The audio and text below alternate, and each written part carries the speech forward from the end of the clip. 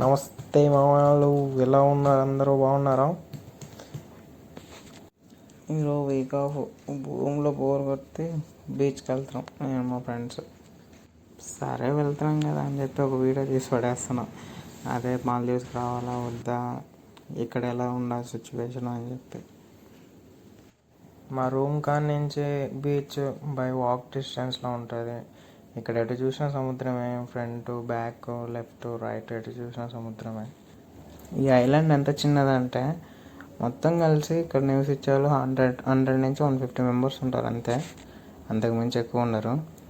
ఈ చెట్టు పనసకాయ చెట్టు అని నేను అనుకుంటున్నాను, కాకపోతే ఈ ఆకులు డిఫరెంట్గా ఉన్నాయి. అది పనసకాయ కాదు, ఏం అర్థం కావట్లేదు. ఇక్కడ లోకల్ పీపుల్స్ అయితే చాలా మంచి వాళ్ళు, నిజంగా అయితే చాలా అంటే చాలా, ఎంత పలకరియడం కానీ ఏదైనా కానీ చాలా బాగా చేస్తారు. ఇది వచ్చి సెల్కో అంటారు, పవర్ సప్లై. ఈ ఐలాండ్కి మొత్తం ఇది ఒక్కటే పవర్ సప్లై. ఇది ఉంది చూసారా, పెట్రోల్తో నడుస్తుంది ఇది. ఇవి సిట్టింగ్ ఏరియాస్ చాలా అంటే చాలా ఉంటాయి ఇలాంటివి, ఎందుకంటే ఫారినర్స్ వస్తారు. ఫారినర్స్ చాలామంది ఉంటారు ఇక్కడ బతికేది మొత్తం టూరిజం పైన.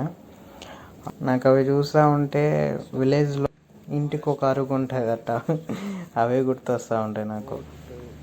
ఇంకా ఈ బోట్ ఏమో సెల్ఫ్ డ్రైవింగ్ ఇచ్చేస్తారు ఫారినర్స్కి, ఎవరు అడిగినా ఇస్తారులేండి.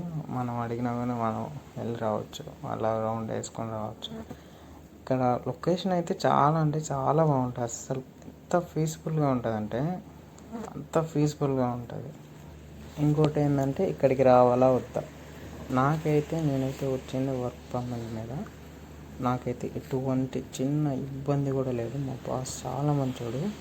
మా రూమ్ చూడాలి, మీరు టన్ అయిపోతారు మా రూమ్ చూస్తేనే, అంత మంచిగా ఇచ్చాడు. ఫైనల్లీ నేను చెప్పేది ఏంటంటే, వర్క్ చేసుకునే వాళ్ళు అయితే రావచ్చు, ఎటువంటి ఇబ్బంది ఏమి ఉండదు. మాల్దీవ్స్ వాళ్ళు చాలా మంచి వాళ్ళు నిజంగా చెప్పాలంటే. మేము చూడండి పిల్లలు ఊగినట్టు ఊగుతా ఉంటాం.